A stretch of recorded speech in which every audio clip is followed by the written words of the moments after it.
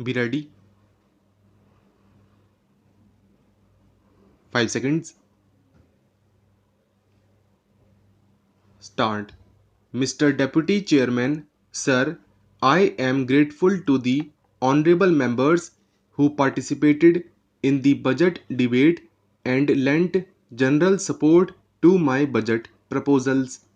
I am all the more grateful to the honorable members who took a critical attitude on the budget because I do realize we are faced with a complex and very difficult situation. There are no straight answers to many of the questions. There are no simple solutions.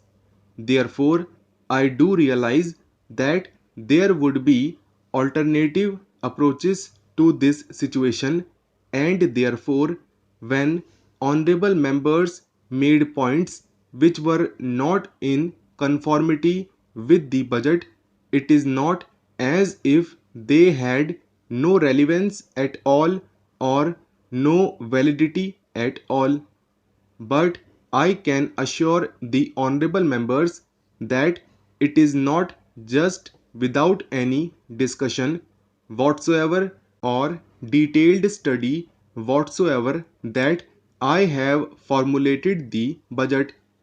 I have had as much wide discussion as possible, very detailed examination of the various problems, and on that basis I have made judgment and formulated the budget.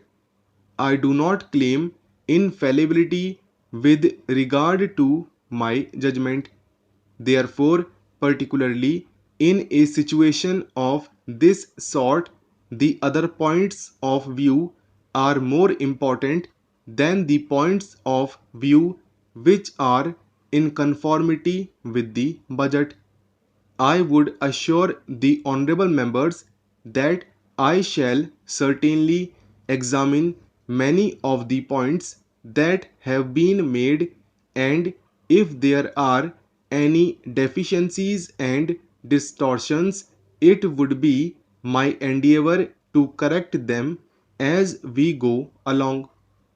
Having said that, I would like to say that there was consensus, particularly with regard to the priorities which we have got to observe in tackling this problem. Almost all the honorable members emphasized this aspect of inflation because if the price increase should go on in the same manner as it has been going on during the last 2 years, it would be an end of all our planning process, and it would create very many distortions in the economy as a whole, because it is in the inflationary situation that the income distribution also gets distorted. Therefore, the government attaches great importance to the tackling of the inflationary situation, and naturally, the inflationary situation first of all should be tackled on the basis of a financial discipline. The financial discipline has to be observed in three sectors, if I may say so. One is public spending or public consumption, wherein the central government, the state governments, and the various institutions which are attached to these governments are concerned. The second is private consumption, where commercial credit etc. is being utilized. The third is the illegitimate sector, the black money sector. Unless we tackle all these three sectors, we may not be able to achieve results on an enduring basis. Sir, as far as financial discipline in the government sector is concerned, naturally, the central government will have to set an example.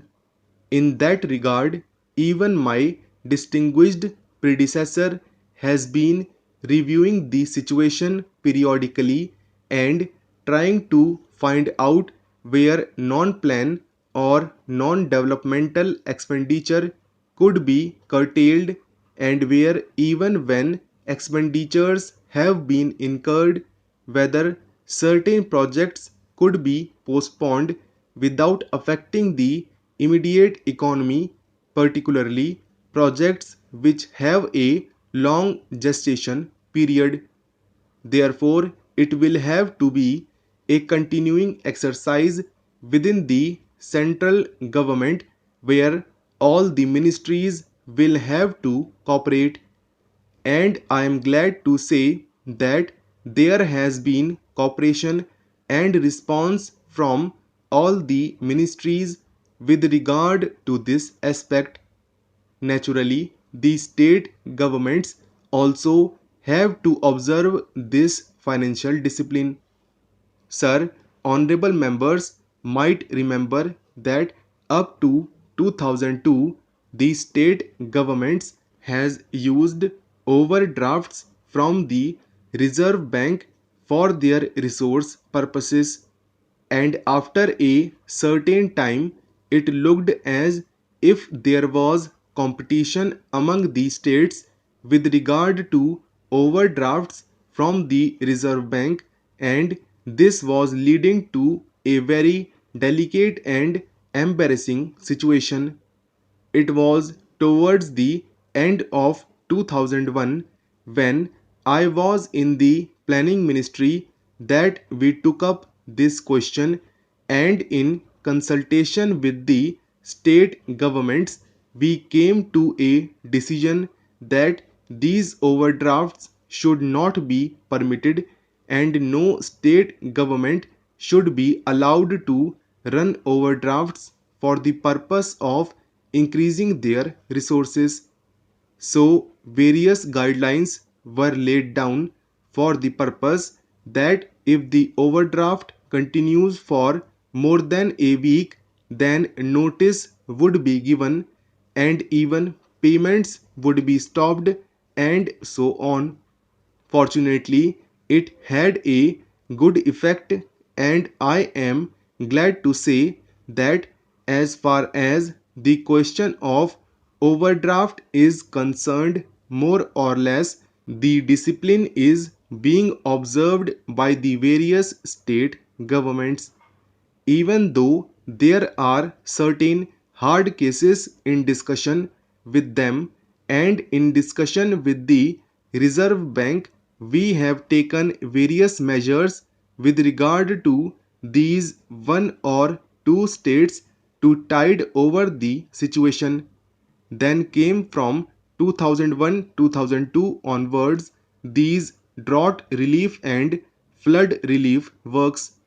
Large sums have been spent on these drought relief and flood relief works.